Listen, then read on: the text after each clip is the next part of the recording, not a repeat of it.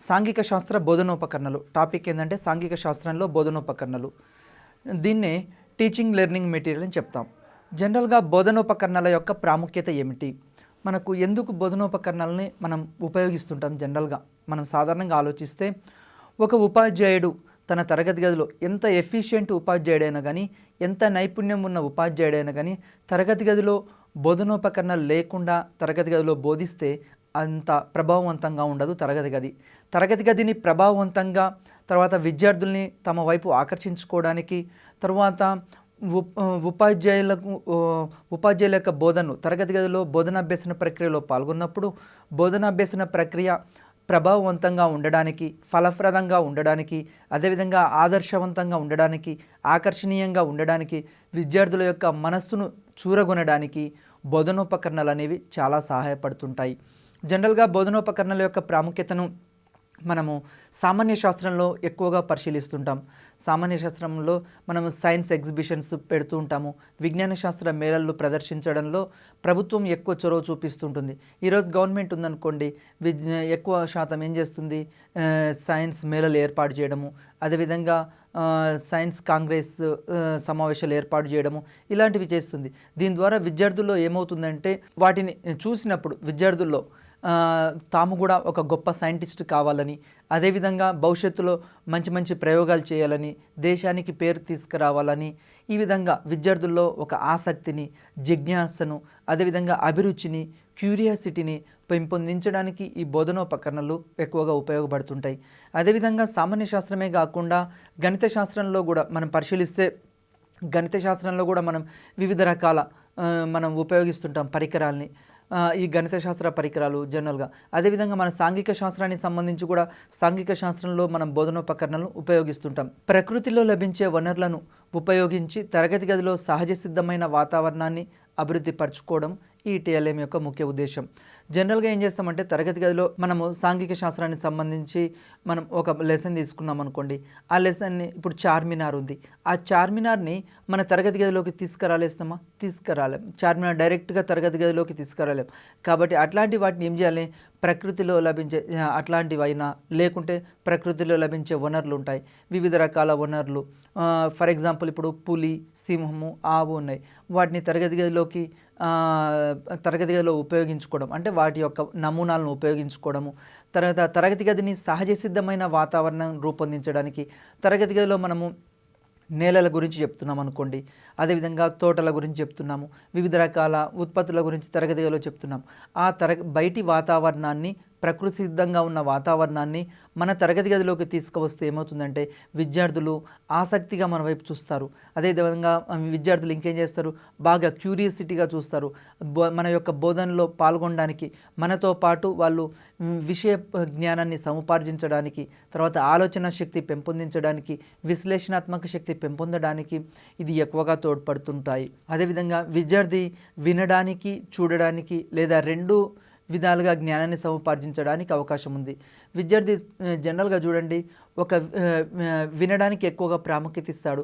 విన్న తర్వాత తరగతి గదిలోకి మనం ఏదైనా ఒక వస్తువు తీసుకుపోయాను అనుకోండి, దాన్ని టచ్ చేయడానికి, దాన్ని తాకడానికి విద్యార్థులు ఎక్కువగా ప్రయత్నిస్తుంటారు.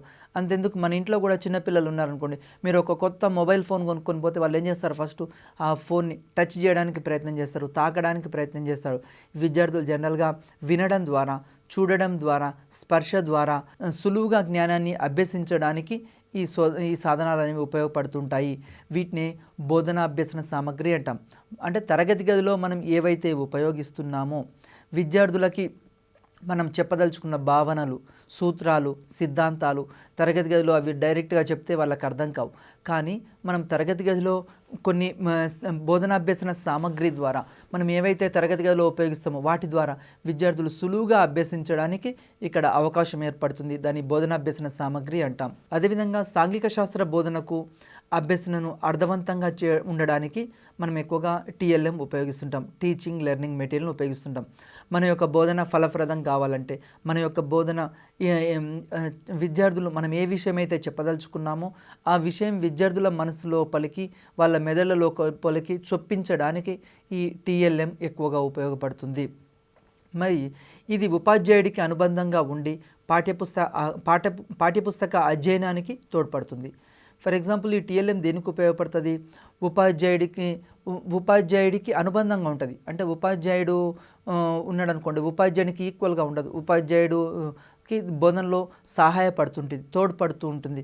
ఉపాధ్యాయునికి ఇది ఒక ఊతకర్రలాగా ఉపయోగపడుతుంది. ముసలి వాళ్ళు ఉన్నారు, వాళ్ళు నడవడానికి ఏం చేస్తారు? ఒక స్టిక్ తీసుకొని నడుస్తుంటారు.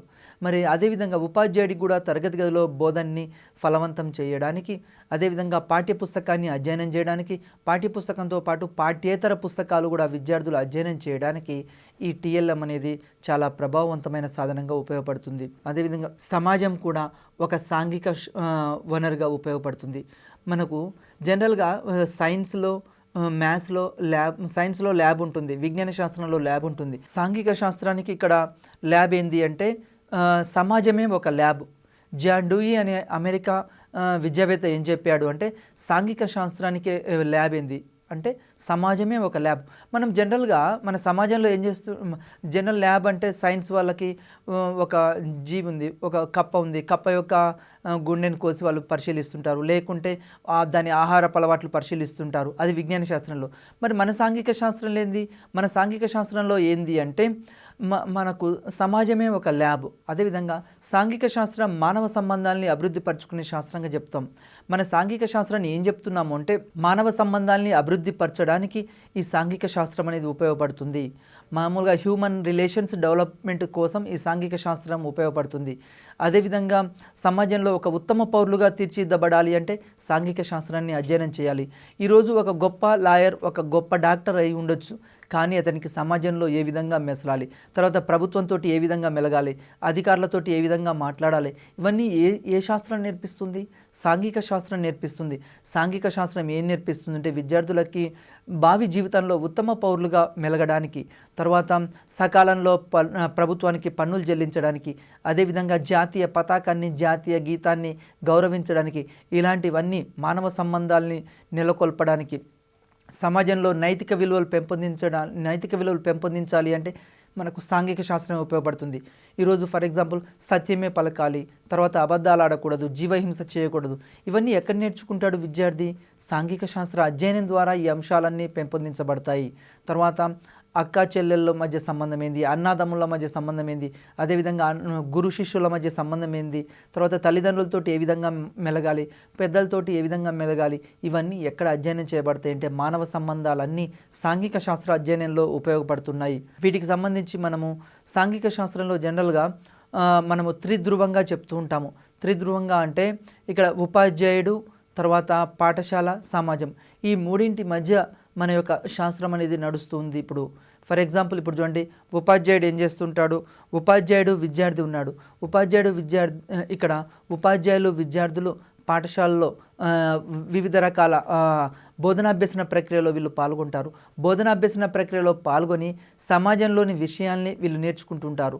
అదేవిధంగా పాఠశాల కూడా ఏం నేర్పిస్తుందంటే సమాజ అవసరాలకు తగ్గట్లుగా విషయాల్ని ఇక్కడ నేర్పిస్తుంది. అంటే సమాజం ఏం ఆశిస్తుందో అవే మన తరగతి గదిలో, మన కరికులంలో ఉంటాయి. ఫర్ ఎగ్జాంపుల్ సమాజ అవసరాలకి తగ్గట్లుగా విద్యార్థులు ఇక్కడ మారుతూ ఉంటారు. అదేవిధంగా ఉపాధ్యాయ కేంద్రీకృత పద్ధతులు, అదేవిధంగా ఉపాధ్యాయ కేంద్రీకృత విద్య అని చెప్తాము. దీన్ని ఏకధ్రువ అంటాం. ఏకధ్రువ అంటే ఒక ఉపాధ్యాయుడు మాత్రమే ఉంటే దాన్ని ఉపాధ్యాయ కేంద్రీకృతం అంటాం. ఫర్ ఎగ్జాంపుల్ మనకు లెక్చరర్ మెథడ్ ఉంది, ఇంతకుముందు సాంఘిక శాస్త్రంలో చూసాం. సాంఘిక శాస్త్రంలో లెక్చరర్ మెథడ్లో ఉపాధ్యాయుడే ఎంతసేపటికి తరగతి గదిలో చెప్తూ ఉంటాడు, విద్యార్థులు శ్రోతలుగా వింటారు. అంటే ఉపాధ్యాయుని కేంద్రీకృతంగా చేసుకుని అక్కడ చెప్పడం జరిగింది, దాన్ని ఉపాధ్యాయ కేంద్రీకృతం అంటాం. కానీ నేడు మారిపోయింది. నేడు ఏంది అంటే విద్యార్థి కేంద్రీకృతంగా మన బోధన మారింది. ఇక్కడ ఉపాధ్యాయుడు ప్లస్ విద్యార్థి, ఈ రెండింటిని దీన్ని ఏమంటామంటే మన యొక్క బోధనలో ఉపాధ్యాయులు విద్యార్థులు ఈ రెండు కలిసిపోయేదాన్ని ద్విధ్రువంగా చెప్తాం. ద్విధ్రువము అంటే ఉపాధ్యాయుడు విద్యార్థి ఉంటాడు. మరి దీంతో పాటు సమాజాన్ని కూడా కలుపుకున్నాం అనుకోండి, మనం సమాజం కూడా భాగస్వామ్యం చేస్తే మన పాఠశాల లోపల సమాజాన్ని భాగస్వామ్యం చేయాలి. ఎందుకు అంటే పాఠశాల అభివృద్ధి చెందాలి అంటే సమాజం యొక్క భాగస్వామ్యం అవసరము. అందుకోసమే సమాజాన్ని అప్పుడప్పుడు మన పాఠశాలలోకి ఆహ్వానిస్తుంటాం. ఫర్ ఎగ్జాంపుల్ విద్యార్థులకి ఉమ్, ఒక సైంటిస్ట్ గురించి పరిచయం చేయాలి, ఒక మేధావి గురించి పరిచయం చేయాలనుకోండి, వాళ్ళని సమాజం నుండి మన పాఠశాలకు ఆహ్వానించాలి. అప్పుడప్పుడు మన పాఠశాలలో డిబేట్ కాంపిటీషన్స్, తర్వాత ఎస్ఏ కాంపిటీషన్స్, వీటితో పాటు సెమినార్లు కండక్ట్ చేస్తూ ఉండాలి. దీని ద్వారా విద్యార్థుల లోపల ఆసక్తి పెరుగుతుంటుంది, చర్చల్లో పాల్గొంటుంటారు. దీన్ని త్రిధ్రువంగా చెప్తాం. అంటే ఏకధ్రువం అంటే ఉపాధ్యాయుడు కేంద్రీకృతంగా ఉంటే అది ఏకధ్రువము, తర్వాత ఉపాధ్యాయుడు విద్యార్థి ఇద్దరు ఉంటే అది ద్విధ్రువము. అట్లా కాకుండా సమాజాన్ని కూడా భాగస్వామ్యం చేస్తే దాన్ని త్రిధ్రువంగా చెప్తూ ఉంటాం. అదేవిధంగా జనరల్గా పాఠశాలలో ఉపాధ్యాయుడు, విద్యార్థి, దీంతో పాటు పరిసరాలు, ఈ మూడింటి మధ్య బోధనాభ్యసన ప్రక్రియ సాగుతూ ఉంటుంది. ఈ మూడింటి మధ్యనే బోధనాభ్యసన ప్రక్రియ. తరగతి గదిలో ఉపాధ్యాయులు, విద్యార్థి, వీటితో పాటు మనము దేన్ని ఉపయోగించుకోవాలి, పరిసరాలను ఉపయోగించుకోవాలి. పరిసరాలను ఉపయోగించుకున్నప్పుడు సమాజం మన యొక్క బోధన అనేది ఫలప్రదం అవుతుంది. ఎందుకంటే స్థానికంగా లభించే వనరులు, స్థానికంగా ఉండే వాటిని మన తరగతి గదిలో ఉపయోగించుకోవాలి. అదేవిధంగా విద్యార్థి నిత్య జీవితంలో ఎదురయ్యే సమస్యలు, వాటిని ఇక్కడ ప్రస్తావిస్తూ ఉండాలి. మరి టీఎల్ఎం యొక్క నిర్వచనాలు ఎగ్జామినేషన్ పాయింట్ ఆఫ్ వ్యూలో అప్పుడప్పుడు అడుగుతుంటాడు. టీఎల్ఎం నిర్వచనాలు, సాంఘిక శాస్త్ర బోధనలో టీఎల్ఎంను ఉపయోగించిన వారిలో అగ్రగణ్యుడు ఎవరైనా అడుగుతాడు. చాలాసార్లు అడిగిపెట్టు. మనం సాంఘిక శాస్త్ర బోధనలో టీచింగ్ లెర్నింగ్ మెటీరియల్ను ఉపయోగించిన వారిలో అగ్రగణ్యుడు జాన్ అమోగస్ కొమినియన్. ఇతడు చాలా ఫస్ట్ టీఎల్ఎంని ఉపయోగించడం జరిగింది. ఎక్కువగా ప్రముఖంగా ఇతడు మన సాంఘిక శాస్త్రంలో ఉపయోగించాడు. అదేవిధంగా పిల్లల అభిరుచులు, మనస్తత్వం పరిగణలోకి తీసుకొని ప్రోబెల్, స్కిన్నర్ కూడా వివిధ రకాల టీఎల్ఎం తయారు చేశారు. మనందరికీ తెలుసు, సైకాలజీలో ప్రోబెల్ గురించి మీరు విన్నారు. తర్వాత ఏం చెప్తాడు, పిల్లల అభిరుచులకు అనుగుణంగా మన యొక్క తరగతి గది వాతావరణం ఉండాలి. పిల్లల మనస్తత్వం ఆధారంగా మన యొక్క బోధన అనేది కొనసాగాలి. ఎప్పుడు ఉపాధ్యాయుడి కేంద్రీకృతంగా బోధన ఉండకూడదు, ఉపాధ్యాయ విద్యార్థి కేంద్రీకృతంగా బోధన ఉండాలి. సాంప్రదాయిక పద్ధతిలో ఉపాధ్యాయుని కేంద్రీకృతంగా చేసుకొని బోధించేవాళ్ళు. కానీ ఆధునిక కాలంలో ప్రస్తుత పరిస్థితుల్లో బోధన అనేది ఎట్లా ఉంది అంటే విద్యార్థి కేంద్రీకృతంగా ఉంది. అదేవిధంగా స్కిన్నర్ పేటిక అని మనం చూస్తాం. దీని ద్వారా అంటే వివిధ ప్రోబెల్, స్కిన్నర్ వీళ్ళు ఏం చేశారు అంటే టీఎల్ఎంను ఉపయోగించి, ఎందుకంటే ఉపాధ్యాయుడు మనము కొన్ని భావాల్ని ఎంత మంచిగా తరగతి గదిలో ఎక్స్ప్లెయిన్ చేసినా కానీ విద్యార్థులకు అర్థం కావు. కానీ తరగతి గదిలోకి డైరెక్ట్గా తీసుకుపోతే అర్థమవుతుంది. ఫర్ ఎగ్జాంపుల్ ఇప్పుడు చూడండి, సెటస్కోప్ ఉంది, దాన్ని డైరెక్ట్గా తరగతి గదిలోకి తీసుకుపోతే విద్యార్థి మనస్సుకు హత్తుకపోతుంది. అదేవిధంగా తాజ్మహల్ ఉంది. తాజ్మహల్ గురించి మనం ఎంత చెప్పినా కానీ విద్యార్థికి అర్థం కాదు. అదే ఒక తాజ్మహల్ మోడల్ని తరగతి గదిలోకి తీసుకుపోతే వాళ్ళ లోపల ఆసక్తి, క్యూరియాసిటీ పెరుగుతుంది, ఇంట్రెస్ట్ అభివృద్ధి అవుతుంది. టీఎల్ఎం వాటి లక్షణాలు, ఉపయోగిత విధానము, లభ్యతను బట్టి మనం ఇక్కడ టీఎల్ఎంని కొన్ని రకాలుగా వర్గీకరించడం జరిగింది.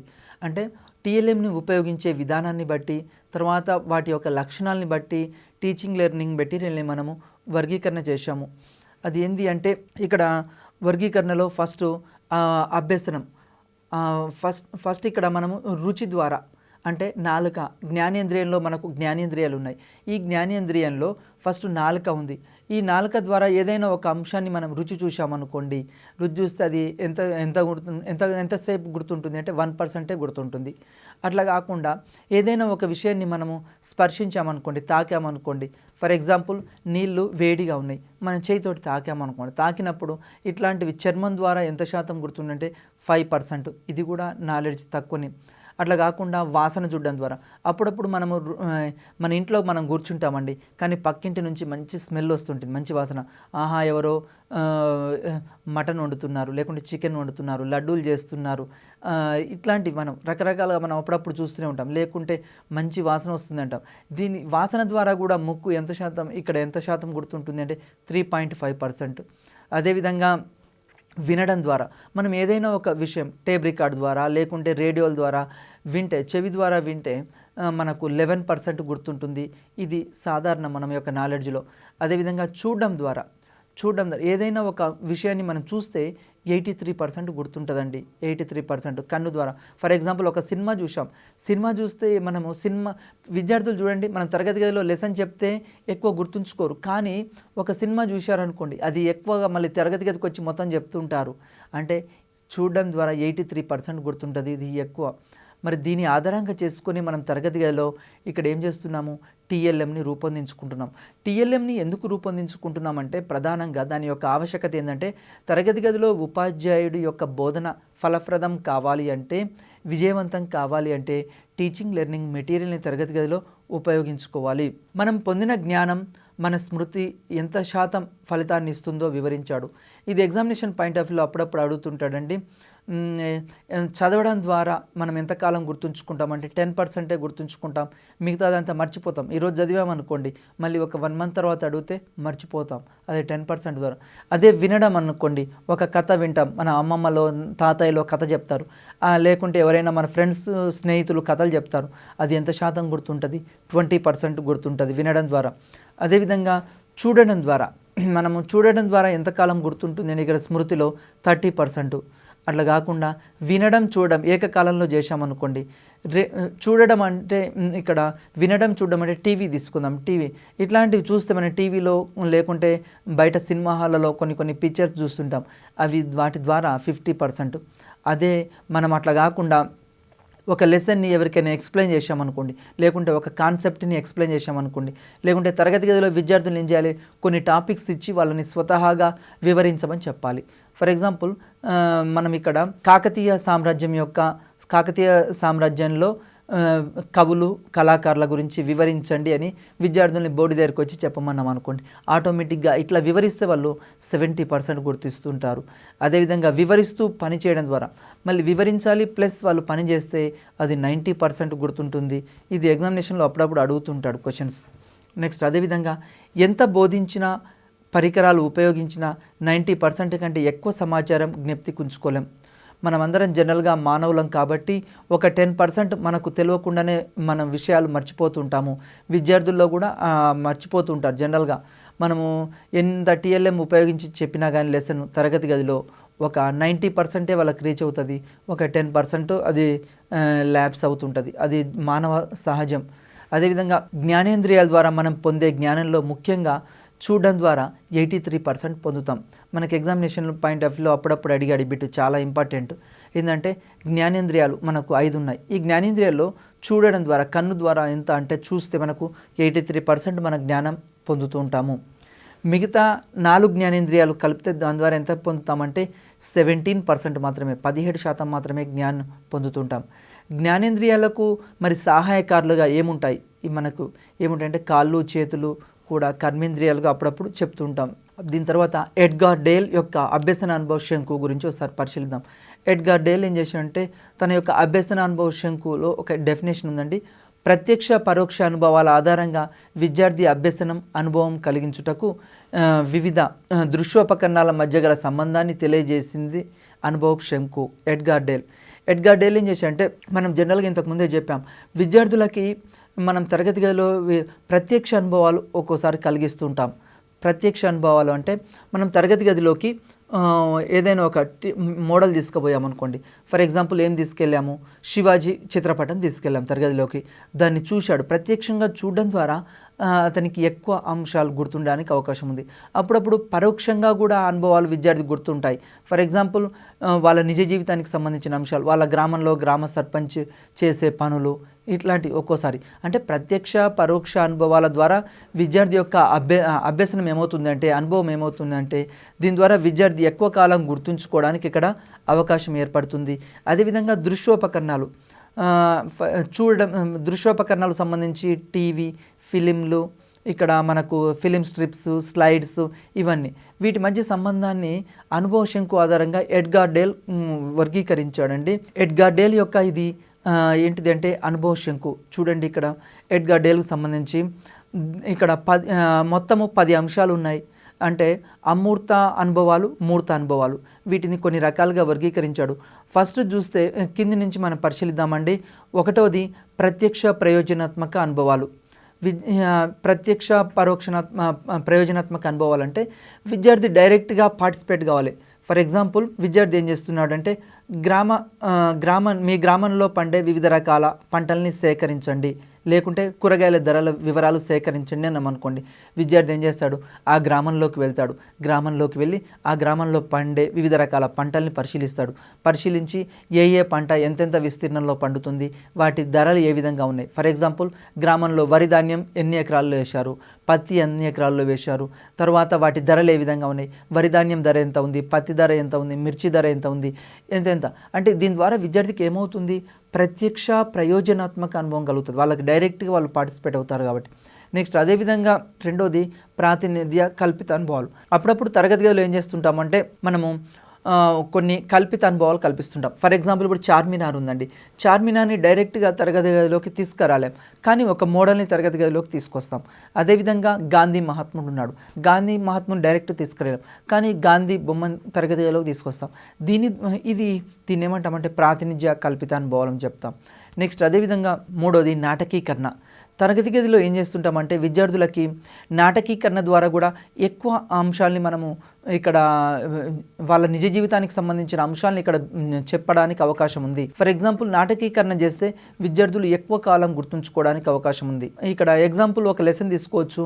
మనము గ్రామ పంచాయతీ నిర్మాణం ఉంది, గ్రామ పంచాయతీ నిర్మాణానికి సంబంధించి విద్యార్థుల్ని మనం ఏం చేయొచ్చు, ఓటింగ్ విధానము, తర్వాత గ్రామ సభ అంటే ఎట్లా ఉంటుంది, అదేవిధంగా గ్రామ పంచాయతీలో సర్పంచ్, వార్డు మెంబర్లు, వీటన్నింటిని పాత్రలు కల్పించి మనం తరగతి గదిలో నాటకీకరణ చేయవచ్చు. మూడోది నాటకీకరణ.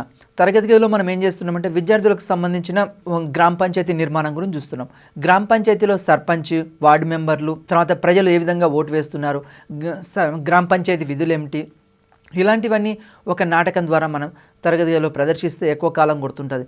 లేకుంటే మనము భారత జాతీయ స్వాతంత్రోద్యమం ఉంది, దీంట్లో రుద్రమదేవి గురించో లేకుంటే కాకతీయ సామ్రాజ్యం గురించో మొఘల్ సామ్రాజ్యంలో ఏవో కొన్ని పాత్రలు తీసుకొని విద్యార్థులకు ఈ నాటకం ఇవ్వడం ద్వారా ఎక్కువ కాలం గుర్తుండడానికి అవకాశం ఉంది. దీని తర్వాత ప్రదర్శన నాలుగోది. మనం తరగతి గదిలోకి అప్పుడప్పుడు ఏం చేస్తుంటాము అంటే కొన్ని ప్రదర్శనకు సంబంధించిన అంశాలు, ఫర్ ఎగ్జాంపుల్ కొన్ని చిత్రపటాలు తీసుకుపోవడము, లేకుంటే మోడల్స్ తీసుకుపోవడం, దీని ద్వారా కూడా తరగతి గదిలో వీటిని తీసుకువెళ్ళి ప్రదర్శించడం ద్వారా కొన్ని అంశాలు బోధించవచ్చు. తర్వాత ఐదోది క్షేత్ర పర్యటనలు. విద్యార్థుల్ని అప్పుడప్పుడు మనం ఏం చేస్తుంటే ఫీల్డ్ ట్రిప్స్కి తీసుకుపోతుంటాం. ఫర్ ఎగ్జాంపుల్ ఇప్పుడు రామప్ప దేవాలయం ఉంది, అదేవిధంగా యాదాద్రి ఉంది, అదేవిధంగా ఆదిలాబాద్లో బాసర టెంపుల్ ఉంది. విద్యార్థులను ఏం చేస్తుంటాము ఇట్లా తీసుకువెళ్ళవచ్చు, ఫీల్డ్ ట్రిప్స్ తీసుకువెళ్ళవచ్చు. లేకుంటే మన గ్రామంలో పోస్ట్ ఆఫీస్ గురించి పరిశీలించండి, లేకుంటే మీ గ్రామంలో ఉన్న ఆసుపత్రిని సందర్శించండి. ఇట్లాంటి ఫీల్డ్ ట్రిప్స్కి తీసుకెళ్ళి దీని ద్వారా కూడా విద్యార్థులు కొన్ని అంశాలు నేర్చుకోవడానికి అవకాశం ఉంది. ఫర్ ఎగ్జాంపుల్ ఉత్తరాలు ఏ విధంగా బట్వాడా అవుతున్నాయి అనుకోండి, వాళ్ళ గ్రామంలో ఉన్న పోస్ట్ ఆఫీస్కి వెళ్తారు, ఉత్తరాల యొక్క పంపిణీ బట్వాడా ఏ విధంగా ఉందో వాళ్ళు పరిశీలిస్తారు. నెక్స్ట్ అదేవిధంగా మనము ఆరోది ప్రదర్శితాలు. నెక్స్ట్ దీని తర్వాత మనకు కొన్ని చిత్రాలు స్థిరంగా ఉండేవి, తర్వాత కదిలే చిత్రాలు. ఏడోది ఇది స్థిర చిత్రాలు, కదిలే చిత్రాలు. ఫర్ ఎగ్జాంపుల్ ఇప్పుడు మనం తరగతి గదిలో అప్పుడప్పుడు కొన్ని స్లైడ్స్ వేయవచ్చు, స్లైడ్స్ ద్వారా కూడా విద్యార్థులకి టీవీలో చూపించేవి టీవీ ద్వారా విద్యార్థులకు చూపిస్తాం వీటి ఆధారంగా. తర్వాత నెక్స్ట్ ఎనిమిదవది శ్రవణ ఉపకరణాలు. తరగతి గదిలో మనం అప్పుడప్పుడు రేడియో పెడుతుంటాం, రేడియో లెసన్స్ ద్వారా విద్యార్థులు కొన్ని అంశాలు నేర్చుకుంటారు. ఇది అంటే వినడం ద్వారా విద్యార్థులు కొన్ని అంశాలు ఇక్కడ నేర్చుకుంటుంటారు. తర్వాత తొమ్మిదవది దృశ్య సంకేతాలు. అప్పుడప్పుడు కొన్ని సంకేతాల ఆధారంగా కూడా విద్యార్థులు కొన్ని అంశాలు గ్రహించగలుగుతారు. దృశ్య సంకేతాలు అంటే మనకు చూడండి, ఫర్ ఎగ్జాంపుల్ ట్రాఫిక్ సిగ్నల్స్ ఉన్నాయండి, రెడ్ లైట్ పడడము, గ్రీన్ లైట్ వెలగడము, ఎల్లో లైట్ రావడము, ఇవన్నీ దృశ్య సంకేతాలకు సంబంధించి. తర్వాత నెక్స్ట్ పదవది శాబ్దిక అంటే కొన్ని రకాల సింబల్స్ ఆధారంగా కూడా ఇక్కడ అంటే ఇక్కడ ఎడ్గార్ డేల్ తన యొక్క అనుభవం శంకులో మొత్తము 10 అంశాలు తీసుకున్నాడు. ఈ 10ంటిని ఎట్లా ఉన్నాయి అంటే ఎగ్జామినేషన్ పాయింట్ ఆఫ్ వ్యూలో ఎట్లా అడుగుతాడు అంటే మనకి ఇక్కడ కింది నుంచి పైకి పోతుంది అనుకోండి, పీఠ భాగం నుంచి పైకి పోతుంటే మూర్త అనుభవాలు, ఇక్కడ అమూర్త అనుభవాలు పెరుగుతున్నాయి. ఎడ్గార్ డేల్ శంకు యొక్క పీఠ భాగం నుండి శిఖరాగ్రానికి వెళ్తుంటే ఏమైంది, అమూర్త భావాలు పెరుగుతున్నాయి. అదేవిధంగా పైనుండి క్రిందికి వస్తుంటే మూర్త అనుభవాలు అనేవి పెరుగుతున్నాయి. దీన్నే ఒకసారి పరిశీలిద్దాం. ఎగ్జామినేషన్ పాయింట్ ఆఫ్ వ్యూలో ఇది ఇంపార్టెంట్. శంకు యొక్క పీఠ లేదా పాద భాగాన మూర్త అనుభవాలు ఉంటాయి. ఇక్కడ చూడండి, మనకు ఈ శంకు యొక్క పీఠ భాగం కింద అంటే ఒకటోది, ఆ పీఠ భాగంలో ఏమవుతుంది, మూర్త అనుభవాలు ఎక్కువగా ఉంటాయి. ఎగ్జామినేషన్లో వెరీ ఇంపార్టెంట్, చాలాసార్లు అడుగుతాడు. ఎడ్గార్ డేల్ శంకు యొక్క పీఠ భాగంలో ఏముంటాయి అంటే మూర్త భావాలు ఇక్కడ ఎక్కువగా ఉంటాయి, మూర్త అనుభవాలు. అదేవిధంగా ఈ యొక్క శంకు యొక్క శిఖరాగ్ర భాగాన వేటికి ప్రాముఖ్యత ఉంటుంది. శిఖరాగ్ర భాగాన అంటే ఫస్ట్ పీఠ భాగంలోనూ ప్రత్యక్ష అనుభవాలు ఉంది, మరి శిఖరాగ్ర భాగం ఏముంది ఇక్కడ శాబ్దిక. ఇక్కడ అమూర్త భావాలకు ఎక్కువ అవకాశం ఉంటుంది. ఎడ్గార్ డేల్ శంకు ఇది చాలాసార్లు అడిగాడు ఈ బిట్టు. దీని తర్వాత అనుభవ శంకు శిఖరాగ్ర భాగం దగ్గర నుండి పీఠ భాగానికి పోయే కొలది ఏమవుతుంది అంటాడు. అమూర్త భావాలు తగ్గుతూ ఉంటాయి. చూడండి, పైనుండి క్రిందికి వస్తుంటే ఇక్కడ పీఠ భాగం నుండి పైకి పోయే కొలది, ఇక్కడ శిఖరాగ్ర భాగం నుండి పీఠ భాగానికి పోయే కొలది అమూర్త అనుభవాలు తగ్గుతూ ఉంటాయి, మూర్త అనుభవాలు పెరుగుతూ ఉంటాయి. మీరు ఈ శంకులో ఇక్కడ పరిశీలిస్తే పైనుండి క్రిందికి వస్తుంటే, శంకు యొక్క పైనుండి కిందికి వస్తుంటే మూర్త అనుభవాలు పెరుగుతూ ఉన్నాయి. అదేవిధంగా పీఠ భాగం నుండి పైకి వెళ్తుంటే అమూర్త అనుభవాలు పెరుగుతుంటాయి. ఇక్కడ 2 రకాల క్వశ్చన్లు అడగడానికి అవకాశం ఉంది. వెరీ వెరీ ఇంపార్టెంట్ ఇది. దీని తర్వాత అనుభవ శంకు శిఖరాగ్ర భాగం నుండి పీఠ భాగానికి పోయే కొలది అమూర్త అనుభవాలు తగ్గుతాయి, పైనుంచి కిందికి వస్తే అమూర్త అనుభవాలు తగ్గుతాయి, మూర్త అనుభవాలు అనేవి పెరుగుతాయి. ఎడ్గార్ డేల్ అనుభవ శంకులో కింది నుండి 5వ స్థానంలో ఉన్న అభ్యసన అనుభవం ఏది అని అడుగుతాడు. ఇది చాలాసార్లు అడిగాడు, టెట్లో అడిగాడు, డిఎస్సిలో అడిగాడు ఈ బిట్టు. ఎడ్గార్ డేల్ యొక్క అనుభవ శంకులో కింది నుండి అంటే పీఠ భాగం నుండి 5వ స్థానంలో ఉన్నది ఏంటి అంటే క్షేత్ర పర్యటనలు, ఫీల్డ్ ట్రిప్స్. చాలాసార్లు అడిగాడు ఎగ్జామ్లో, గుర్తుంచుకోండి. మనకి 10 చాలాసార్లు 10 సీక్వెన్స్గా మనకు గుర్తుండాలి. 5వ స్థానంలో ఉన్నది ఏంది, 3వ స్థానంలో ఉన్నది ఏంది అని అడుగుతుంటాడు. కాబట్టి 5వ స్థానంలో ఉన్న అభ్యసన అనుభవం ఏంటంటే క్షేత్ర పర్యటనలు. ఎక్కడి నుండి ఇది వెరీ వెరీ ఇంపార్టెంట్. అనుభవ శంకు క్రింది నుండి 5వ స్థానం అన్నాడు. క్రింది నుండి అంటే ఏంది, పీఠ భాగం నుండి పైకి పోయే కొలది, శిఖరాగ్ర భాగం పోయే కొలది 5వ స్థానంలో ఏముంటుందంటే ఫీల్డ్ ట్రిప్స్, క్షేత్ర పర్యటనలు. మొన్న టెట్లో ఈ బిట్ అడిగాడండి. నెక్స్ట్ ఎడ్గార్ డేల్ యొక్క అనుభవ శంకులో పైనుండి 2వ స్థానంలో ఉన్న అభ్యసన అనుభవం ఏది అంటాడు. పైనుంచి 2వ స్థానంలో ఉన్నది దృశ్య సంకేతాలు. పైనుండి 2వ స్థానంలో ఉన్నది దృశ్య సంకేతాలు, విజువల్ సింబల్స్. ఇది వెరీ వెరీ ఇంపార్టెంట్. డేల్ ప్రకారం బోధనోపకరణల వర్గీకరణ. ఈ ఎడ్గార్ డేల్ ప్రకారం బోధనోపకరణలు ఏం చేశాడు అంటే వర్గీకరణ చేశాడు. ఇతడి యొక్క అనుభవ శంకులో మొత్తం ఎన్ని సోపానాలు ఉన్నాయని చెప్పాము, 10 ఉన్నాయి. ఈ 10 కోశాలని ముఖ్యంగా 6 రకాలుగా వర్గీకరించాడు. ఎడ్గార్ డేల్ తన యొక్క అనుభవ శంకులోని 10 కోశాలని ముఖ్యంగా 6 రకాలుగా వర్గీకరించాడు. Very very important. చాలాసార్లు ఈ బిట్ కూడా అడిగాడు. ఎడ్గార్ డేల్ యొక్క అనుభవ శంకులో ఎన్ని కోశాలు ఉన్నాయి, 10. ఈ కోశాలని ఎన్ని రకాలుగా వర్గీకరించాడు, 6 రకాలుగా వర్గీకరించాడు. ఇది వెరీ వెరీ ఇంపార్టెంట్ బిట్. తర్వాత 6 రకాలుగా వర్గీకరించాడు. ఫస్ట్ వన్ ఏంటంటే 6 రకాల్లో గ్రాఫిక్ బోధనోపకరణలు. నెంబర్ 1 గ్రాఫిక్ బోధనోపకరణలు. దీంట్లో గ్రాఫిక్ బోధనోపకరణలు ఏమొస్తాయంటే కార్డులు, ఫోటోలు, చిత్రాలు వస్తుంటాయి. జనరల్గా మనకు గ్రాఫిక్స్ సంబంధించిన బోధనోపకరణలు తరగతి గదిలోకి ఏం తీసుకెళ్ళవచ్చు, మనము ఫ్లాష్ కార్డులు తీసుకోవచ్చు, తర్వాత దేశ నాయకుల పటాలు తీసుకోవచ్చు, అదేవిధంగా చిత్రాలు తీసుకోవచ్చు. అదేవిధంగా ప్రకృతి విపత్తులు జరుగుతాయి, అప్పుడు తుఫాన్లు వచ్చినా కానీ, వరదలు వచ్చినా కానీ అలాంటి చిత్రపటాలు మనకు వార్తాపత్రికల్లో సేకరించి వీటిని తీసుకెళ్ళవచ్చు. ఇలాంటి చిత్రపటాలు ఇవన్నీ గ్రాఫిక్ దాని కిందికి వస్తుంటాయి. రెండోది ప్రదర్శన పరికరాలు అంటే బ్లాక్ బోర్డు, మన తరగతి గదిలో ఉపయోగించే బ్లాక్ బోర్డు, తర్వాత వివిధ రకాల బోర్డులు ఇంకా ఏముంటాయి, బులెటిన్ బోర్డు, పెగ్ బోర్డు, తర్వాత ఇట్లాంటి వివిధ రకాల బోర్డులు, తర్వాత అయస్కాంత బోర్డు, తర్వాత నోటీస్ బోర్డు. ఇవన్నీ దేని కిందకి వస్తాయంటే ప్రదర్శన పరికరాల క్రిందికి వస్తూ ఉంటాయి. ఎడ్గార్ డేల్ మూడోది ఏంటి అంటే ఇతని ప్రకారం త్రిమితీయ పరికరాలు 3 డైమెన్షన్లో ఉంటాయి. కొన్ని బోధనోపకరణలు ఎట్లా ఉంటాయంటే 3 డైమెన్షన్లో ఉంటాయి. ఇది వెరీ వెరీ ఇంపార్టెంట్. ఎగ్జామ్లో ఎట్లా క్వశ్చన్ అడుగుతాడంటే ఈ క్రింది వాటిలో త్రిమితీయ పరికరం కానిదేది అని ఇస్తాడు. ఆప్షన్ ఏ నమూనాలు, ఆప్షన్ బి మాతృకలు, ఆప్షన్ సి కీలుబొమ్మలు, ఆప్షన్ డి స్లైడ్లు అని ఇస్తాడు. మరి ఇక్కడ త్రిమితీయ పరికరం కాందేందండి, స్లైడ్లు కాదు. అంటే 3 డైమెన్షన్లు ఉండాలి.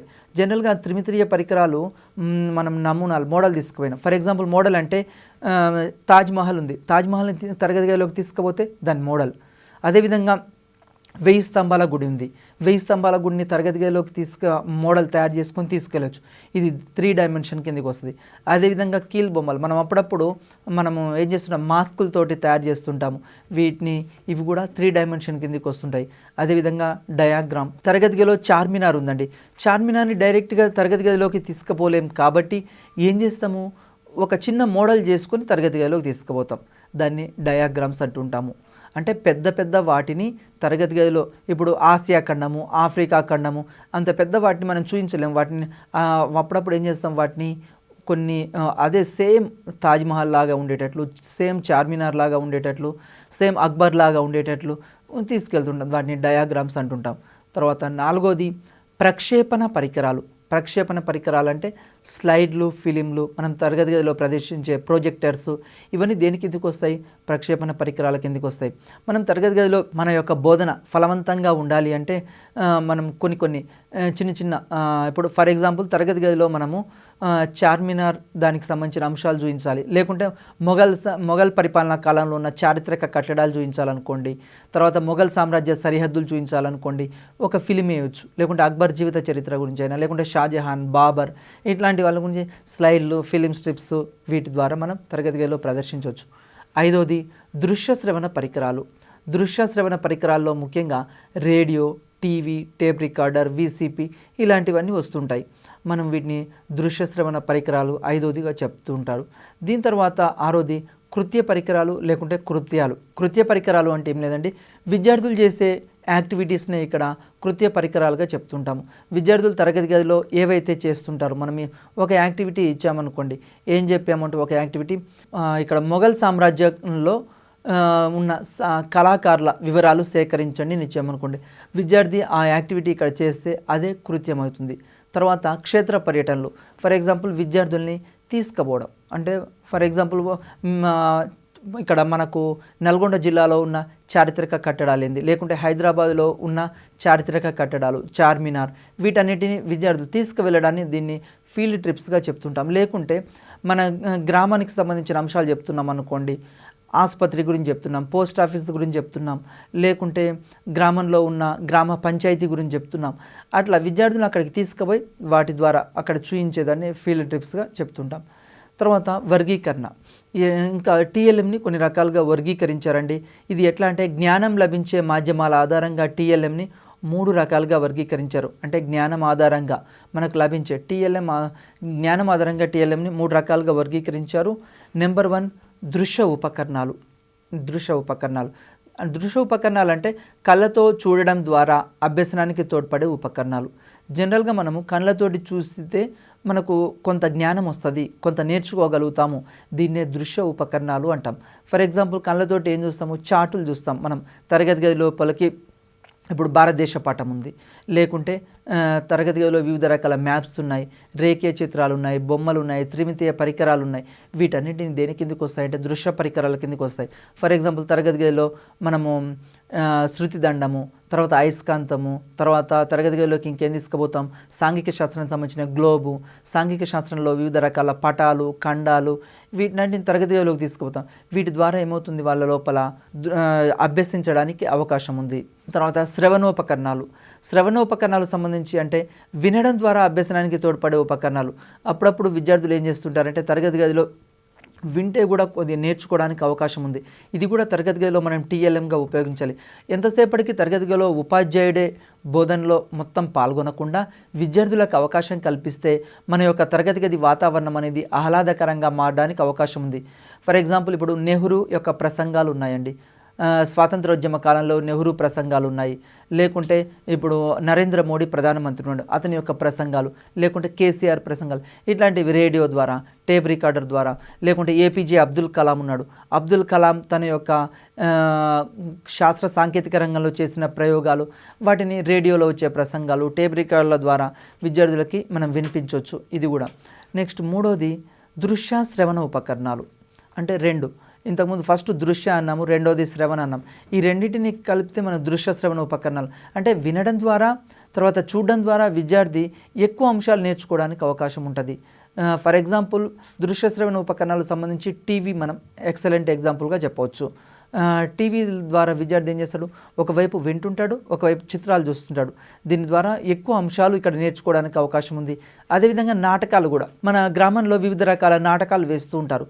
ఈ నాటకాలని చూడడం ద్వారా ఫర్ ఎగ్జాంపుల్ ఇక్కడ మనకు స్వాతంత్రోద్యమంలో ఝాన్సీ లక్ష్మీబాయి ఉన్నది. ఝాన్సీ లక్ష్మీబాయి యొక్క నాటకం వేయించడము, శివాజీ యొక్క నాటక ఏకపాత్ర అభినయాలు చేయించడము, ఇవన్నీ కూడా దృశ్య శ్రవణ ఉపకరణాల కిందికి వస్తూ ఉంటాయి.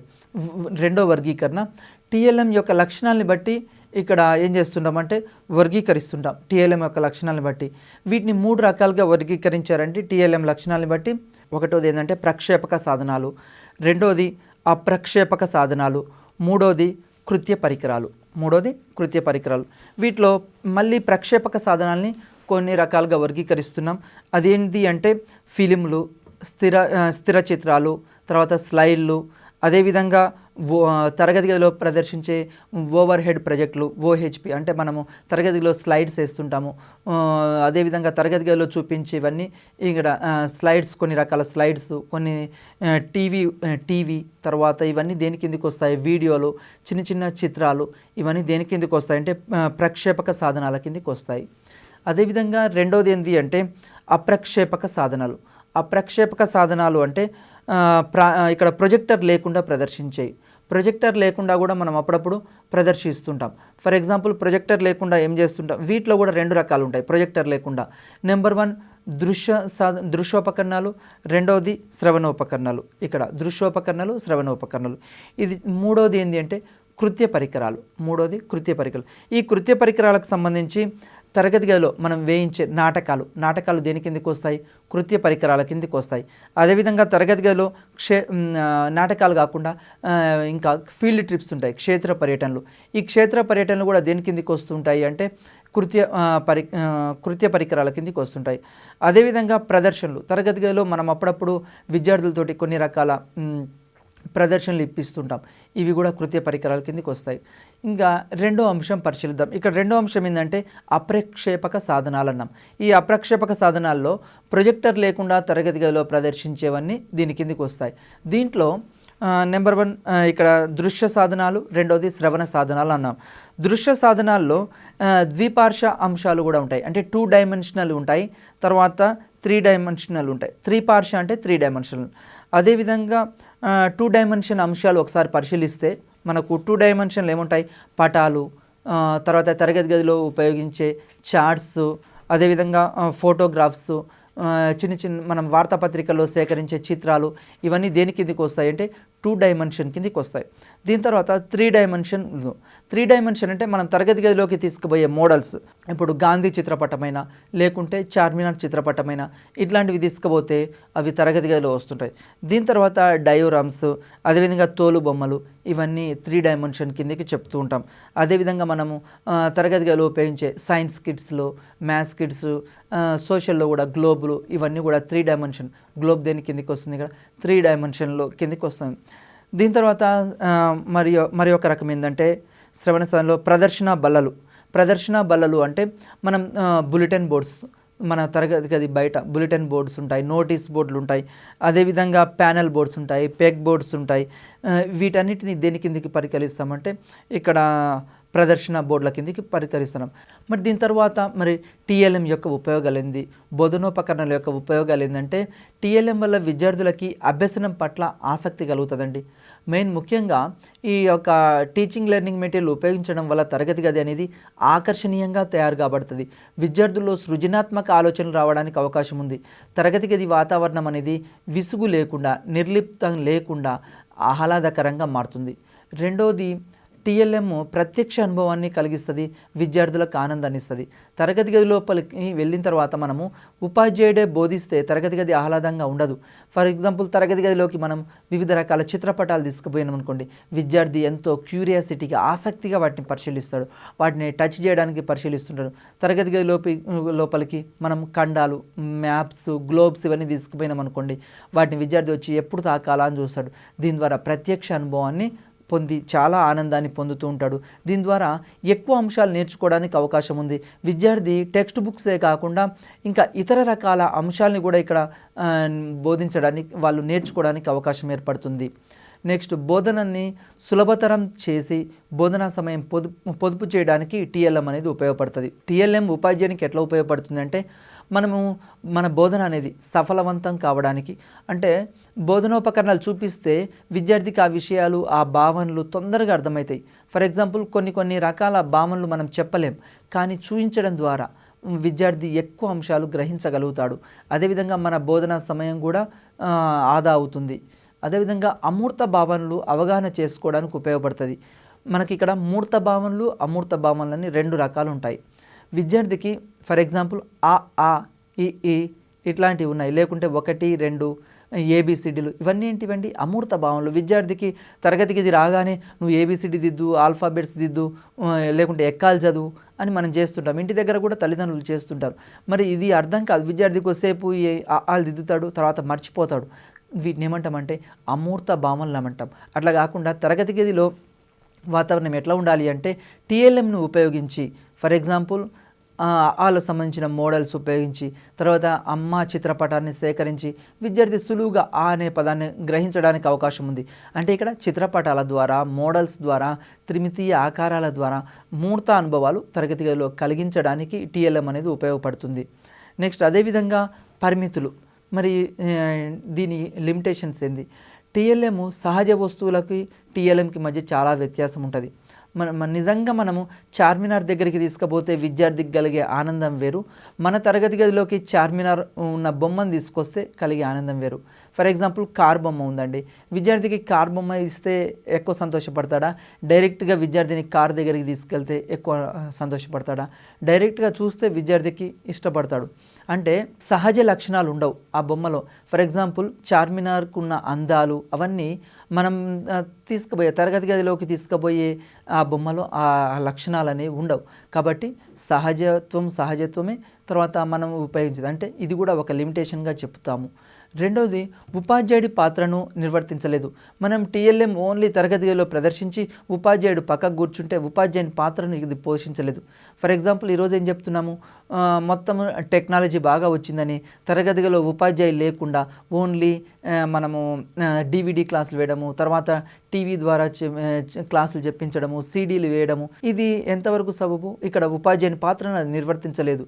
అందుకోసమే ఉపాధ్యాయుడి పాత్ర అనేది ఎనలేంది. ఎందుకంటే విద్యార్థులకి కొన్ని డౌట్స్ వస్తాయి, అక్కడ క్లారిఫై చేయడము, తర్వాత వివరణాత్మకమైన అంశాలు సందేహాలను నివృత్తి చేయడానికి ఇక్కడ టీఎల్ఎం అనేది ఉపయోగపడదు. అదేవిధంగా ఎక్కువ కాలం తీసుకొని తక్కువ జ్ఞానం అందించును. ఈ టీఎల్ఎం ఏం చేస్తుంది, తయారు చేయడానికి ఎక్కువ కాలం పడుతుంది.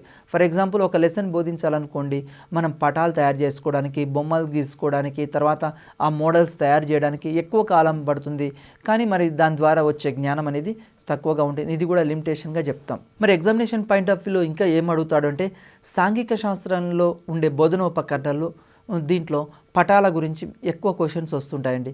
సాంఘిక శాస్త్ర ఉపాధ్యాయుడికి ఇక్కడ ఊతకర్ర లాంటివి ఏంది అంటే పటాలు. ఇది చాలాసార్లు అడిగండి, బిట్ వెరీ వెరీ ఇంపార్టెంట్. సాంఘిక శాస్త్ర ఉపాధ్యాయుడికి ఊతకర్ర లాంటిది ఏంటివి? పటాలు, మ్యాప్స్. ఇంకో bit very very important, map అనే పదము మప్ప అనే లాటిన్ భాష నుండి వచ్చిందండి. మ్యాప్ అనే ఆంగ్ల పదము ఎక్కడి నుంచి వచ్చింది అంటాడు. మప్ప అనే లాటిన్ భాష నుండి ఈ పదం అనేది వచ్చింది.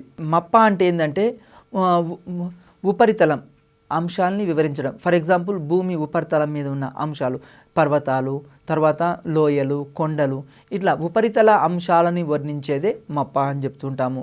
మరి పటాలని కొన్ని రకాలుగా వర్గీకరిస్తాం. ఒకటి భౌగోళిక పటాలు, రెండోది రాజకీయ పటాలు, మూడోది ప్రత్యేక పటాలు, నాలుగోది రిలీఫ్ పటాలు, ఐదోది ఆవరణ రేఖ పటాలు లేదా అవుట్లైన్ మ్యాప్స్.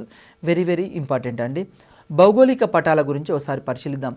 భౌగోళిక పటాలు భూగోళ శాస్త్రంలో భూమి వర్ణన అంటే భూస్వరూపాలు, తర్వాత పర్వతాలు, తర్వాత లోయలు, తర్వాత నేలలు, రకాలు, వీటన్నిటిని, అదేవిధంగా ప్రకృతి సిద్ధ మండలాలు, శీతోష్ణ స్థితి, ఇవన్నీ వివరించడానికి ఏ పటాలు ఉపయోగపడతాయి? మనకు భౌగోళిక పటాలు ఉపయోగపడతాయి. అందుకోసమే భూగోళ శాస్త్ర సాంఘిక శాస్త్ర ఉపాధ్యాయుడికి భౌగోళిక పటాలు అనేవి చాలా వెరీ వెరీ ఇంపార్టెంట్. ఎందుకంటే పర్వతాలని, తర్వాత సహజ వాతావరణాన్ని, కొండలు, శిఖరాలు, ఇలాంటివన్నీ, లోయలు, ఇవన్నీ భూగోళ శాస్త్ర ఉపాధ్యాయుడికి ఇక్కడ భౌగోళిక పటాలు అనేవి ఫిజికల్ మ్యాప్స్ అంటాం. ఇది చాలా ఉపయోగపడదు. రెండోది రాజకీయ పటాలు. రాజకీయ పటాలు అంటే భూగోళంపై ఉన్న వివిధ ఖండాలు, దేశాలు, రాజధానులు, సరిహద్దులు, మరి వీటన్నిటిని వివిధ రంగులతోటి గుర్తుపట్టడానికి రాజకీయ పటాలని ఉపయోగపడతాయి. ఫర్ ఎగ్జాంపుల్ దేశ రాజధానులని, దేశాలని, ఖండాలని, తర్వాత సరిహద్దులను వివిధ రంగుల్లో సూచిస్తుంటాం. మనం వివిధ రంగులు సూచిస్తుంటాం. దీని ద్వారా విద్యార్థికి ఇది రాజధాని, ఇది దేశము, అదేవిధంగా ఇక్కడ పర్వతాలు ఉన్నాయి, ఇక్కడ లోయలు ఉన్నాయి, ఈ విధంగా గుర్తించడానికి ఎక్కువ అవకాశం అనేది ఉన్నది. నెక్స్ట్ అదేవిధంగా రాజకీయ పటాల తర్వాత ప్రత్యేక పటాలు. ప్రత్యేక పటాల్లో వెజిటేషన్ మ్యాప్స్ అని చెప్తాము. దీంట్లో ఎకనామిక్స్, జాగ్రఫీ, సివిక్స్, హిస్టరీ ఇట్లాంటి వాటిలో కొన్ని అంశాలు, ఫర్ ఎగ్జాంపుల్ ప్రదేశాలు ఉంటాయి, రాజులు ఉన్నారు, సామ్రాజ్యాలు ఉన్నారు, ఆధునిక దేశాల కాలాలు ఉన్నాయి. ఇవన్నీ వివరించాలంటే ఏ పటాలు ఉపయోగపడతాయి మనకు? ప్రత్యేక అంశాల పటాలు అనేవి, కాలాలు అనేవి ఎక్కువగా మనకు ఉపయోగపడుతూ ఉంటాయి. అదేవిధంగా అర్థశాస్త్రానికి సంబంధించినవి, ఫర్ ఎగ్జాంపుల్ ఖనిజాలు ఎక్కడెక్కడ లభిస్తున్నాయి, పరిశ్రమలు ఎక్కడెక్కడ కేంద్రీకృతమైనవి, మన దేశంలో ఇనుముకు పరిశ్రమ ఎక్కడుంది, జనపనార పరిశ్రమలు ఎక్కడున్నాయి, మరి దీనికి ఏ పటాలు ఉపయోగపడతాయి అంటే ప్రత్యేక పటాలు అనేవి ఉపయోగపడుతుంటాయి. ఫర్ ఎగ్జాంపుల్ మనకు జనపనార పరిశ్రమలు కేంద్రీకృతమైన ప్రాంతము, ఇట్లాంటివి అంటే ఇనుముకు పరిశ్రమలు కేంద్రీకృతమైన ప్రాంతం, ఇవన్నీ వెజిటేషన్ మ్యాప్స్లో మనం చూడొచ్చు. అదేవిధంగా వెరీ ఇంపార్టెంట్ అండి 4వది రిలీఫ్ పటాలు. ఈ రిలీఫ్ పటాలు అంటే రాజకీయ భౌగోళిక పటాలు అని చెప్తాము. అదేవిధంగా ద్వితీయ పటాలు అయితే వీటిని రిలీఫ్ పటాలు అంటాం. దీంట్లో కొన్ని ప్రత్యేక లక్షణాలు ఉన్నందువల్ల దీన్ని త్రిమితీయ పటాలుగా చెప్తాం.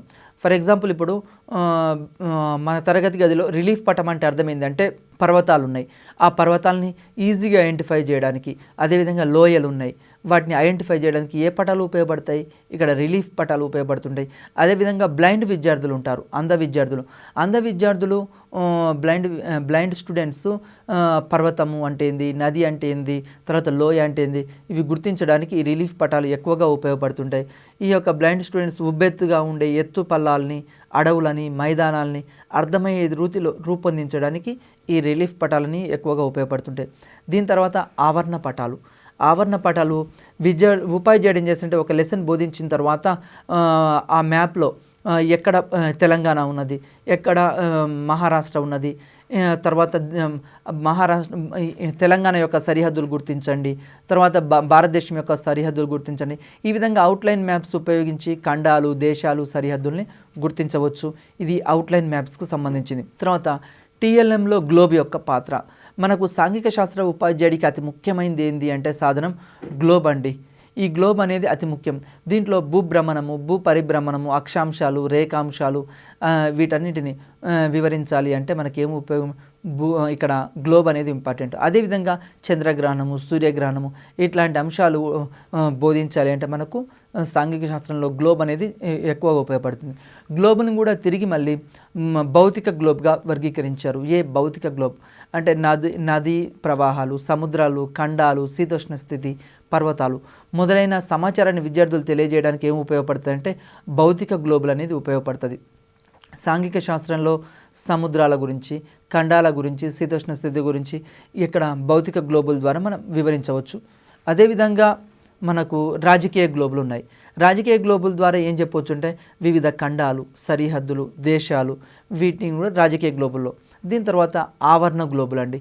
ఆవరణ గ్లోబులు అంటే విద్యార్థులు సృజనాత్మక, క్రియాశీలక జ్ఞానం పెంపొందించడానికి ఈ యొక్క ఆవరణ గ్లోబులు అనేవి ఉపయోగపడుతుంటాయి. ఈ ఆవరణ గ్లోబ్పై వివిధ ప్రదేశాలు గుర్తించడానికి పాఠ్యాంశ బోధనకు అనుకూలంగా మనం ఇక్కడ విద్యార్థులకి ఏ అంశం అయితే చెప్పదలుచుకున్నామో అవి ఈజీగా గుర్తించవచ్చు. తర్వాత మన యొక్క టీఎల్ఎంలో మరి ఒక అంశం ఏంటంటే చార్ట్స్. ఈ చార్ట్స్ అంటే సంకేతాల ద్వారా శాబ్దిక సంఖ్యా సమాచారం ఆధారంగా తెలియజేస్తుంటారు. చార్టుల్లో కొన్ని రకాలు ఉన్నాయి. ఇది ఎగ్జామినేషన్ పాయింట్ ఆఫ్ వ్యూ అడుగుతాడు. ఒకటి వంశావళి చార్టు, రెండోది టేబుల్ చార్టు, మూడోది వృక్ష చార్టు, నాలుగోది ప్రవాహ చార్టు, ఐదోది కాలక్రమ చార్టు, తర్వాత కాలరీతి చార్టు, ఫ్లిప్ చార్ట్. ఇవి ఎగ్జామినేషన్లో అడుగుతుంటాడు. ఇప్పుడు ఒకసారి పరిశీలిద్దాం. వంశావళి చార్ట్. వంశావళి అంటే మొఘల్ సామ్రాజ్యం ఉంది. మొఘల్ సామ్రాజ్యం ఒకే రక్త సంబంధానికి సంబంధించిన వాళ్ళని ఈ వంశవృక్ష చార్టు ద్వారా చెప్పొచ్చు. అదేవిధంగా టేబుల్ చార్ట్స్ ద్వారా మనము కేంద్ర ప్రభుత్వము, రాష్ట్ర ప్రభుత్వము ఇట్లాంటి దాంట్లో ఉన్న అంగాలు ఈ టేబుల్ చార్ట్ ద్వారా చెప్పొచ్చు. అదేవిధంగా వృక్ష చార్టు. ఈ వృక్ష చార్ట్ ఆధారంగా కూడా మనకు ఫర్ ఎగ్జాంపుల్ కేంద్ర ప్రభుత్వంలో న్యాయశాఖ, కార్యనిర్వాహక వర్గము, తర్వాత శాసన నిర్మాణ శాఖ, పార్లమెంటు గురించి ఇట్లాంటి వాటిని వివరించవచ్చు. అదేవిధంగా ఫ్లో చార్ట్ అంటే గవర్నర్ యొక్క అధికారాలు, తర్వాత గవర్నర్ యొక్క అధికారాలు, శాసనాధికారాలు ఏంది, న్యాయాధికారాలు ఏంది, కార్యనిర్వాహక అధికారులు ఇట్లాంటి ఫ్లో చార్ట్ ద్వారా చెప్పవచ్చు. అదేవిధంగా కాలక్రమ చార్ట్ అంటే మనకు మొఘల్ సామ్రాజ్యానికి సంబంధించిన క్రోనాలజికల్ ఆర్డర్ వాటిని వివరించడానికి కాలక్రమ చార్ట్ ఉపయోగపడుతుంది. అదేవిధంగా కాలరీతి చార్టు, ఫ్లిప్ చార్ట్స్ ఉపయోగపడుతుంది. దీని తర్వాత బోర్డ్స్. మనకు బోర్డులలో రకాలు, ఒకటి నల్లబల్ల బ్లాక్ బోర్డ్ అని, తర్వాత బులెటిన్ బోర్డ్ అని, ప్రకటన బోర్డు అని, అయస్కాంత బోర్డు అని ఇవన్నీ ఉన్నాయి. ఇవి కూడా మనకు బోధనోపకరణలు ఉపయోగించవచ్చు. దీని తర్వాత పెగ్ బోర్డు అని, ఖాదీ బోర్డు అని, పిన్ బోర్డు అని, రోలర్ బోర్డు, ఇవన్నీ బోర్డ్స్లో ఉన్న రకాలు. దీంట్లో బులెటిన్ బోర్డు గురించి ఒకసారి పరిశీలిద్దాం. వివిధ కార్యక్రమాల్లో పాల్గొనే వారికి తగిన సమాచారం లభించడానికి ఈ బులెటిన్ బోర్డుని మనం ఏం చేస్తామంటే తరగతి గది బయట అంటే అందరూ ఉండే చోట వీటి పెడుతుంటాం. ఈ బులెటిన్ బోర్డ్స్లు ఉపయోగపడుతుంటాయి. దీని తర్వాత దృశ్య శ్రవణ పరికరాలు. దీంట్లో స్లైడ్స్, ఫిలిం స్ట్రిప్లు, వీటిని శబ్దరహిత పరికరాలుగా ఉపయోగిస్తున్నాం. For example DVD, audio cassettes ఇవన్నీ దృశ్య శ్రవణ పరికరాల కింద ఉపయోగిస్తున్నాం. తర్వాత గ్రాఫుల్లో రకాలు, ఇది కూడా ఎగ్జామ్లో మనకి ఇంపార్టెంట్. గ్రాఫుల్లో రకాలు ఏంటంటే బార్ గ్రాఫ్స్, లైన్ గ్రాఫ్స్, పై గ్రాఫ్స్, మూర్త సచిత్ర గ్రాఫ్లు. బార్ గ్రాఫ్స్ జనరల్గా ఎందుకు ఉపయోగిస్తుంటామంటే మనకు జనాభా పెరుగుదల ఎట్లా ఉంది, ఫర్ ఎగ్జాంపుల్ 1990లో ఎట్లా ఉంది, 91లో ఎట్లా ఉంది, 2000 ఎట్లా ఉంది, 2001లో ఎట్లా ఉంది, ఈ విధంగా. లేకుంటే ఉత్పత్తులకు సంబంధించినవి, వరి ధాన్యం ఉత్పత్తి ఎట్లా ఉంది, ఇలాంటి. తర్వాత లైన్ గ్రాఫ్స్. లైన్ గ్రాఫ్స్లో ఫర్ ఎగ్జాంపుల్ ఇప్పుడు లైన్ గ్రాఫ్ ఆధారంగా భారతదేశ జనసాంద్రత ఏ విధంగా పెరిగింది, ఇలాంటివి చూపించవచ్చు. వృత్త గ్రాఫ్ల ఆధారంగా బడ్జెట్లో ఏ రంగానికి ఎక్కువ కేటాయించారు, ఇలాంటి పై గ్రాఫ్స్ ఆధారంగా చెప్పొచ్చు. దీని తర్వాత నమూనాలు. తరగతి గదిలోకి అప్పుడప్పుడు మనం మోడల్స్ తీసుకుపోతుంటాము. ఫర్ ఎగ్జాంపుల్ గాంధీ చిత్రము, ఇట్లాంటివి, గ్రాఫిక్ చిత్రాలు, సేకరించిన ఛాయాచిత్రాలు, ఆల్బమ్స్, వీటి ద్వారా కూడా మనం చెప్పడానికి అవకాశం ఉంది. తర్వాత స్క్రాప్ బుక్. స్క్రాప్ బుక్ అంటే విద్యార్థులు సేకరించిన బొమ్మలు, ప్రాజెక్ట్స్, వర్క్స్, అసైన్మెంట్లన్నీ కూడా ఈ స్క్రాప్ బుక్లో వాళ్ళు పొందుపరుస్తారు. తర్వాత మాస్క్. తరగతిలో మనము కొన్ని రకాల మాస్కుల ఆధారంగా కూడా ఇక్కడ విద్యార్థులకి బోధన అనేది ఫలవంతం చేయడానికి అవకాశం ఉంది. ఒక మోడల్ క్వశ్చన్ మనం పరిశీలిద్దామండి. సాంఘిక శాస్త్ర ఉపాధ్యాయునికి ఊతకర్ర లాంటిది ఏంది? ఇక్కడ పటం అనేది ఊతకర్ర లాంటిది. తర్వాత దేవాలయాలు, ఆసుపత్రులు, విద్యాలయాలు ఉన్నాయి. వీటిని గుర్తించడానికి ఏ మ్యాపులు ఉపయోగిస్తామంటే ఆప్షన్ ఏ రాజకీయ మ్యాపులు, ఆప్షన్ బి ప్రత్యేక మ్యాపులు, ఆప్షన్ సి రిలీఫ్ మ్యాప్లు, ఆప్షన్ డి భౌతిక మ్యాప్లు. ఇక్కడ ప్రత్యేక మ్యాప్లు ఉపయోగిస్తాం. మనము ఇంతసేపు ఇక్కడ ఏం చూసాము అంటే టీఎల్ఎంకి సంబంధించిన అంశాలు పరిశీలిస్తున్నాం. టీఎల్ఎంలో మనం సాంఘిక శాస్త్ర ఉపాధ్యాయుడు కి ఊతకర్ర లాంటిది ఏంటంటే టీఎల్ఎం. అంటే పటాలు అనేది ఊతకర్ర లాంటిది. మనకు తరగతి గదిలో ఎంత మంచిగా ఎంత ప్రభావవంతంగా బోధించినా కానీ ఉపాధ్యాయునికి ఏం ఉపయోగపడతాయి? వివిధ రకాల బోధనోపకరణాలు బోధనలో ఉపయోగపడతాయి. ఈ బోధనోపకరణాలకు సంబంధించి దృశ్య పరికరాలు, శ్రవణ పరికరాలు, తర్వాత గ్లోబులు, ఇట్లాంటి వాటన్నిటి గురించి మనం పరిశీలించడం జరిగింది. మనము వీటన్నిటిని ఏం చేయండి అంటే ఇంతకుముందు ప్రీవియస్ పేపర్స్ ఏమైనా ఉంటే ఆ ప్రీవియస్ పేపర్స్ ఒకసారి పరిశీలించి ఏ విధంగా క్వశ్చన్స్ వస్తున్నాయో చూస్తే ఆటోమేటిక్గా మనం ఎగ్జామినేషన్లో ఎక్కువ మార్కులు సాధించడానికి అవకాశం ఉంది. నమస్తే.